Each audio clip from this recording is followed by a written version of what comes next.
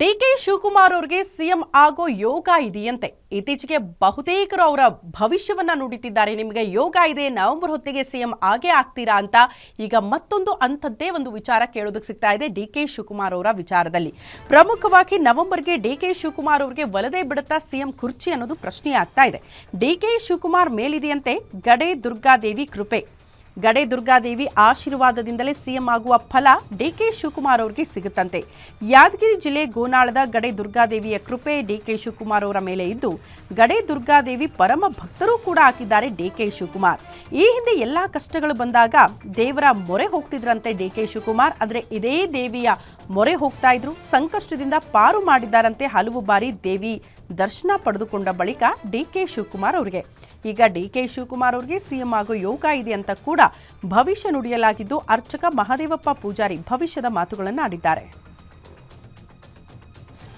ರಾಜ್ಯದಲ್ಲಿ ಸಿಎಂ ಕುರ್ಚಿ ಕದನ ಈಗಾಗಲೇ ಜೋರಾಗಿದೆ. ಅದೇ ರೀತಿಯಾಗಿ ಅಧಿಕಾರ ಹಂಚಿಕೆ ವಿಚಾರವಾಗಿ ಸಾಕಷ್ಟು ಚರ್ಚೆ ಆಗ್ತಾ ಇದೆ.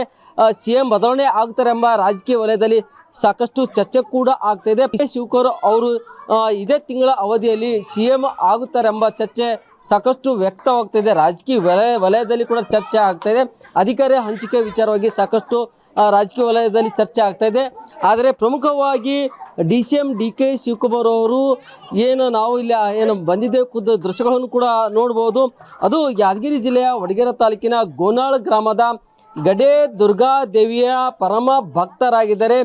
ಡಿಕೆ ಶಿವಕುಮಾರ್ ಅವರಿಗೆ ಯಾವುದೇ ಸಂಕಷ್ಟ ಬಂದ ಸಂದರ್ಭದಲ್ಲಿ ಇದೇ ದೇವಿ ಮಂದಿರದಲ್ಲಿ ಕೂಡ ಇಲ್ಲಿನ ಅರ್ಚಕರಂತ ಸ್ವಾಮಿ ಅವರು, ಇಲ್ಲಿ ಮಹದೇವಪ್ಪ ಸ್ವಾಮಿ ಅವರು ಕೂಡ ಪೂಜೆ ಕೂಡ ನಡೆಸಿದರು ಈ ಹಿಂದೆ.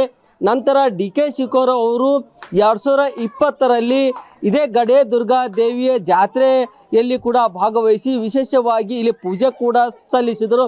ನಂತರ ಸಾಕಷ್ಟು ಗಡೆ ದುರ್ಗಾ ದೇವಿಯ ಪರಮ ಭಕ್ತರಾಗಿ ಇಲ್ಲಿ ಕೂಡ ದೇವಿಯ ಪೂಜೆ ಸಲ್ಲಿಸಿದ ನಂತರ ಅವರಿಗೆ ರಾಜಕೀಯ ವಲಯದಲ್ಲಿ ಕೂಡ ಉನ್ನತ ಸ್ಥಾನವನ್ನು ಕೂಡ ಅಲಂಕರಿಸಿದ್ದಾರೆ. ಡಿಕೆ ಶಿವಕುಮಾರ್ ಅವರು ಸಿಎಂ ಆಗಲಿದ್ದಾರೆ ಎಂಬ ಚರ್ಚೆ ಕೂಡ ವ್ಯಕ್ತವಾಗ್ತಾ ಇದೆ.